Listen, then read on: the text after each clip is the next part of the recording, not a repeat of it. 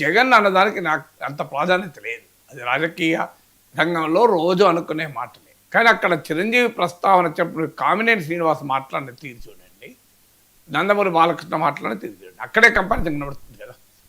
ఇద్దరు వర్షన్లు జగన్ విషయంలో ఒకటే.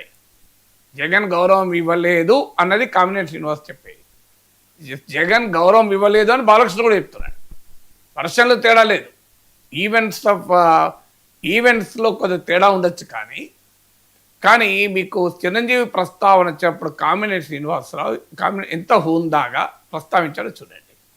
అది మరి బాలకృష్ణ ఎవడు, ఏంట భాష అది. సో ఈ దీన్ని నిజంగా చెప్పాలంటే ఒక మనిషి ఎవరమైనా తొందరలో పొరపాట్లో మాట అనొచ్చు, దొరుకుతుంది. ఎవరమైనా మనుషులం కదా, తప్పేమీ లేదు. ఇమ్మీడియట్గా ఇంత వివాదం అవుతుంటే బాలకృష్ణ దానికి ముగింపు పలికి బహిరంగంగా చిరంజీవికి క్షమాపణలు చెప్పి, చిరంజీవి నాకు సోదర సమానుడు, నేను ఏ దురుద్దేశంతో అనలేదు, జగన్మోహన్ రెడ్డి వ్యవహార సరళి పైన పరుషంగా మాట్లాడే క్రమంలో అన్నాను అని ఒక్క వివరణ ఇచ్చుంటే బాలకృష్ణ గౌరవం పెరిగేది, ఈ వివాదం ముగిసేది. నేను ఎందుకు ప్రస్తావించానంటే చిరంజీవి గరకపాటి వివాదం అలాగే ముగిసింది కూడా, మీరు గమనించండి. గరకపాటి చిరంజీవి సినీ రంగంలో ఎంతటి గొప్ప పాత్ర ఉంది అందరికీ తెలుసు. పోలిక కాదు కానీ గరకపాటి తెలుగు సాహిత్యం, ఇక ఇతర విషయాల్లో ఆయన భావజాలము దానిలోకి నేను వెళ్ళడం లేదు. ఎవరి భిన్నాభిప్రాయాలు ఎవరికైనా ఉండొచ్చు. సో ఆయన చెప్పే ప్రవచనాల్ని విశ్వసించే వారికి ఒక అభిప్రాయం ఉంటుంది, విశ్వసించిన వారికి ఒక అభిప్రాయం ఉంటుంది, తప్పలేదు. కానీ తెలుగు సాహిత్యములో, తెలుగు పద్యంలో గరకపాటే కదా. అది ఆ పద్యం వింటుంటే మనకు కూడా ఆనందం వేస్తుంది, ఎవరికైనా ఆనందం వేస్తుంది కదా. సో అందువల్ల తెలుగు సాహిత్యము, తెలుగు పద్యానికి గరికపాటి చేసిన సేవలు, సినీ రంగానికి చిరంజీవి చేసిన సేవలు దృష్టిలో పెట్టుకుంటే ఆ వివాదం ముగియాలని కోరుకోవాలి ఎవరమైనా. నేను ఆ రోజు మాట్లాడింది కూడా 5-6 లక్షల మంది చూశాను, యూట్యూబ్లో ఉంది. నేను తీసుకున్న వైఖరి ఇది. కొన్ని సందర్భాల్లో మనకు తెలియకుండానే కొన్ని సంఘటనలు జరుగుతాయి.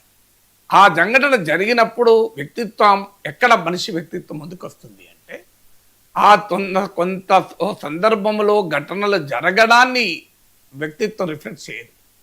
కానీ జరిగిన తర్వాత నీవు ఎలా రియాక్ట్ అవుతావు. ఇప్పుడు ఇన్ని గంటలు అయిపోయింది వివాదమై, సోషల్ మీడియాలో మామూలుగా లేదు రెస్పాన్స్. నేను నిన్న మాట్లాడితేనే రాత్రి 9 గంటలకు వీడియో పెడితే ఇవాళ మార్నింగ్ లేసే వరకే 1,00,000 మంది చూశారు. అందువల్ల ఆ రకంగా ఇంత పెద్ద ఎత్తున చర్చ జరుగుతుంటే వాట్ మేక్స్ చిరంజీవి పట్ల నా ఉద్దేశం అది కాదు అని నేను ఉన్నది పోనీ. అందుకే నేను మిమ్మల్ని చెప్పింది సాక్షి కథన ఆధారంగా నేను మాట్లాడను.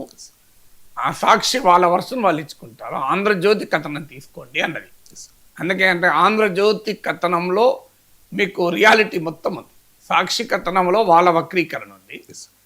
ఈనాడులోమో బాలకృష్ణ వ్యాఖ్యల్ని సంస్కరించి చెప్పే ప్రయత్నం చేశారు. ఎవడు అనలేదు సార్, ఎవరు అందువల్ల ఆయన ఎవడు అని అంటే ఈనాడు దాన్ని సంస్కరించి ఎవరు అని కవర్ చేశారు, సంస్కరించారు వాళ్ళు. ఒక రకంగా బాలకృష్ణ భాషను సంస్కరించారు. కానీ ఆంధ్రజ్యోతి కొద్దిగా ఫోర్త్ రైట్ జర్నలిజానికి పేరు కదా, సో ఉన్నది ఉన్నట్టు పబ్లిష్ చేశారు. అందువల్ల వీఆర్ టేకింగ్ ఆంధ్రజ్యోతి కాదు, బయట కూడా మనకు ఇప్పుడు మీరు ప్రేక్షకులంతా చూశారు క్లియర్గా ఎవ్వడు అని అన్నారు. So what does it mean? So చిరంజీవిని అవమానించడం ఏంటి అర్థం కాదు. బాలకృష్ణకు కోట్లాది మంది అభిమానులు ఉండొచ్చు, చిరంజీవికి లేరు అభిమానులు.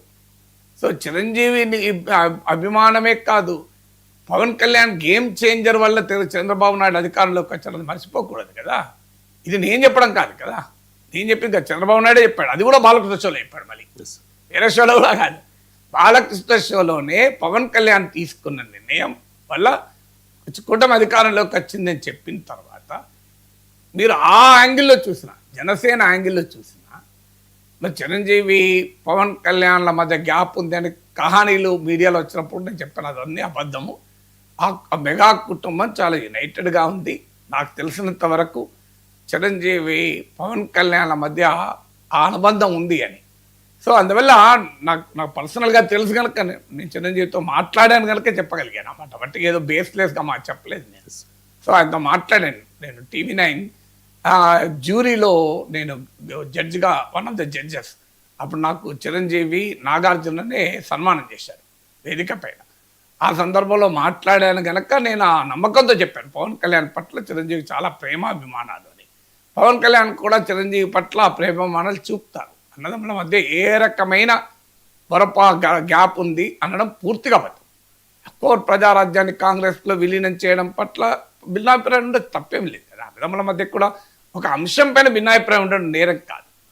సో కానీ బట్ అలాంటప్పుడు పవన్ కళ్యాణ్ యాంగిల్లో చూసిన, జనసేన యాంగిల్లో చూసిన, కూటమి స్థిరత్వము అనే యాంగిల్లో చూసిన, జన సైనికుల మనోభావాల రీత్యా చూసిన, మెగా అభిమానుల పట్ల ఉండే ఆ భావోద్వేగాల రీత్యా చూసినా కూడా ఇది మంచిది కాదు కదా. బాలకృష్ణకు మంచిది కాదు, తెలుగుదేశానికి మంచిది కాదు, కూటమిలో ఐక్యతకు మంచిది కాదు. ఇది ఏ రకమైనటువంటి ధోరణి? అందులో మళ్ళీ దానిపైన చంద్రబాబు నాయుడు స్పందన లేదు, తెలుగుదేశం పార్టీ స్పందన లేదు, మీకు ఆ సభాపతి ఉపసభాపతి ఉన్నట్లున్నారు బహుశా. రఘురామకృష్ణరాజు ఉన్నారు సార్, ఎక్కడ వారించే ఆయన వారించాలి కదా, ఆయన కదా. ఇప్పుడు మీరు ఒక సభాపతి స్థానంలో కూర్చొని